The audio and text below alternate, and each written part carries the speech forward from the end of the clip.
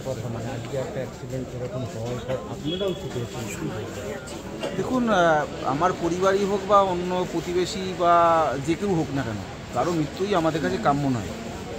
আর অভয়কুণ্ড একজন বিশিষ্ট ব্যবসায়ী ছিলেন। আমি গোঘাটে বিধানসভা বোর্ডে দাঁড়ানোর 2016 সাল, আমার জেতার পিছনে অভয়কুণ্ডের বড় অবদান ছিল। পরবর্তী সময় কেউ বা কারা মিসগাইড করেছিল, অন্য রাস্তায় চলে গেছিলেন, সেটা আলাদা আলাদা চ্যাপ্টার। কিন্তু তিনি গোঘাটের একজন বিশিষ্ট ব্যবসায়ী। তার পারিবারিক অনেক অনুষ্ঠানে গেছি। রাজনৈতিক যে কোনো কারণে একটা মতপার্থক্য তৈরি হয়েছিল, সেটা আলাদা। কিন্তু যেভাবে তার মৃত্যু তার পরিবারের কাছে যেমন দুঃখজনক, সবার কাছে মৃত্যু আমরা কেউ কখনো কামনা করি না এইভাবে, বা সেটা এইভাবে অ্যাক্সিডেন্ট, এটা তার পরিবারের জন্য যেমন দুঃখজনক, আমাদের জন্য আমরা কেউ এটা আশা করি না। এক পলক দেখার জন্য অবশ্যই। কি বলবো, মানুষ সবার আগে তার পরিচয় মানুষ একজন, তার রাজনৈতিক পরিচয় সেসবের ঊর্ধ্বে উঠে আমরা একটা দুর্ঘটনায় মৃত্যু হয়েছে, তার পরিবার তার আত্মার শান্তি কামনায় আমরা তাদের পাশে আছি। সবার উপরে মানুষের কথা, এখানে অন্য কোনো বিষয় নেই, অন্য কোনো বিষয়ে আলোচনা আসার কোনো উচিত নয়। আর একজন ব্যবসায়ী তিনি মারা গেছেন, তার একটা সময়ে তিনি আমাদের সঙ্গী ছিলেন, সেই জন্যই তার প্রতি আমাদের যে ভালোবাসা ছিল, তার আত্মার শান্তি কামনা করে সেই ভালোবাসা সারা জীবন থাকবে তার প্রতি আমাদের। খুব দুর্ভাগ্যজনক মর্মান্তিক ঘটনা। বাড়ির সামনে থেকে উনি যেইভাবে বাড়ি থেকে নর্মালি বাইরে বেরিয়েছেন, সেই সময় অ্যাক্সিডেন্ট ঘটিয়ে দিয়েছে। কী বলবো, আর বলার কোনো ভাষা নেই।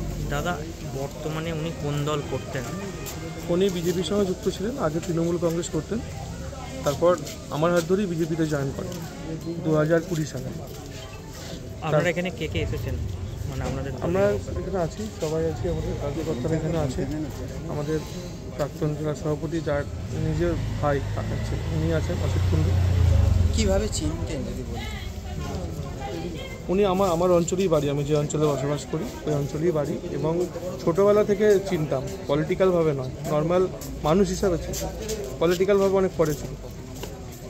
খুবই দুর্ভাগ্যজনক ঘটনা। আমি ছিলাম না, আমি ব্যাঙ্গালোর গিয়েছিলাম, জাস্ট এই বাড়ি ঢুকেছি, এসেই খবরটা পাই, এই আমি সঙ্গে সঙ্গে এখানে চলে এসেছি। ওনার পরিবারের প্রতি ভগবান যেন সদয় হন, সহ্য করার ক্ষমতা দেন, এর বাইরে কিছু বলার নেই।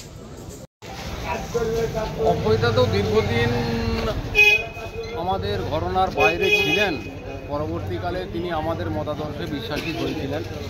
যাই হোক, যে মতাদর্শেই তিনি বিশ্বাস করতেন বা যাই করতেন না কেন, একটা মানুষ তো মারা গেলেন। যে রাজনৈতিক বন্ধুত্ব, রাজনৈতিক শত্রুতা, এই যে মতাদর্শগত লড়াই, কখনো কখনো ব্যক্তিগত লড়াই, এই যেগুলো সমাজে রয়েছে, দেখুন হঠাৎ একটা তরতাজা মানুষ চলে গেলেন, তার সঙ্গে আর লড়াই করবার কোনো প্রতিদ্বন্দ্বিতা নেই। তার পরিবার পরিজনকে সমবেদনা দেবার ভাষাও আমার জানা নেই। তার বৃদ্ধা মা আছেন, সকলকেই এই সময়ে ঈশ্বর তাদের এই দুঃখ সহ্য করার ক্ষমতা দিন, এইটুকুই আমি একটু যদি বলেন। অভয়দা একজন সমাজসেবী লোক ছিলেন, সব থেকে বড় কথা। আর অভয়দা শুধু একজন ব্যবসায়ী ছিলেন না, তিনি সর্বদিক দিয়ে পারদর্শী ছিলেন। তিনি একজন অভিজ্ঞ রাজনীতিবিদ ছিলেন, তিনি একজন ভালো ব্যবসায়ী ছিলেন, এবং সবথেকে হচ্ছে তিনি একজন সমাজসেবী। গরিব মানুষের পাশে থাকা, দুস্থ লোকেদের প্রতি সাহায্য করা অভয়দা ছিলেন। এবং অভয়দার সঙ্গে আমার বহুদিনের সম্পর্ক, শুধু রাজনৈতিক লাইফে বলে নয়, কারণ ওই বালিমেলা হরিয়ারপুর গ্রামে আমার আত্মীয় বাড়ি আছে, ছোটোবেলা থেকে আসতাম, সেই হিসেবে ওনার সঙ্গে যোগাযোগ, এবং দুস্থ লোকেদের প্রতি অভয়দার খুব সহানুভূতি ছিল। এবং তিনি চলে যেতে আজকে একটা সমাজসেবী লোককে আমরা হারালাম।